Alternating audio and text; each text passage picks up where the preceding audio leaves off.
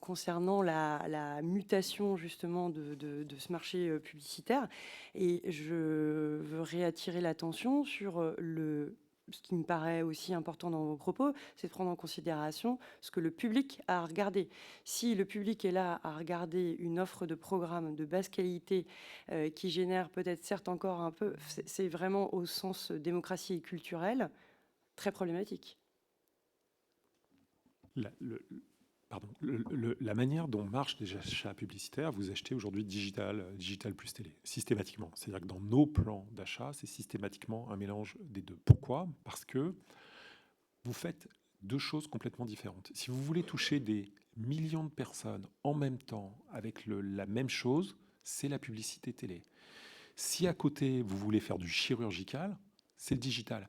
Mais ces deux choses se complètent. Comment voulez-vous, si vous voulez avoir toucher 12 millions de Français en même temps, au même instant, le digital ne permet pas de faire ça. La télévision permet de faire ça. Et dans un certain nombre de nos plans médias, on a besoin du chirurgical, enfin dans la totalité de nos plans médias, on a besoin du chirurgical et on a besoin du massif. Parce que c'est un mélange des deux qui fait que nos campagnes publicitaires sont des campagnes publicitaires de qualité. Donc on a besoin de ces grands carrefours télévisés pour aller toucher quelque chose de massif qu'on n'arrive pas à retrouver dans le digital. Donc autant dans d'autres secteurs, le digital peut être un problème. Dans la presse, notamment, c'est un vrai problème parce que vous n'avez pas ni le côté massif ni le côté chirurgical. Donc vous avez un entre-deux et l'entre-deux n'est pas bon. Mais comment vous arrivez à toucher des millions, voire des dizaines de millions de Français en même temps? Prenez le Super Bowl aux États-Unis. C'est l'endroit où il y a le plus de publicité concentrée. Qu'est-ce qu'achètent ces gens? La puissance du Super Bowl, à un instant donné, vous allez avoir un Américain sur deux, vous allez toucher un Américain sur deux ou un Américain sur trois. C'est ce que sait faire brillamment la télé. C'est ce que fait M6 quand M6 aujourd'hui, intelligemment, rachète les droits de la Coupe du Monde de football. C'est qu'ils ont envie ou qu'ils ont compris brillamment. C'est vraiment la grande intelligence de Nicolas Taverneau, qui a probablement été et une des personnes les plus intelligentes qui ait connu ce pays en termes de télévision. C'est la capacité, à un instant donné, d'avoir 15 ou 20 millions de téléspectateurs.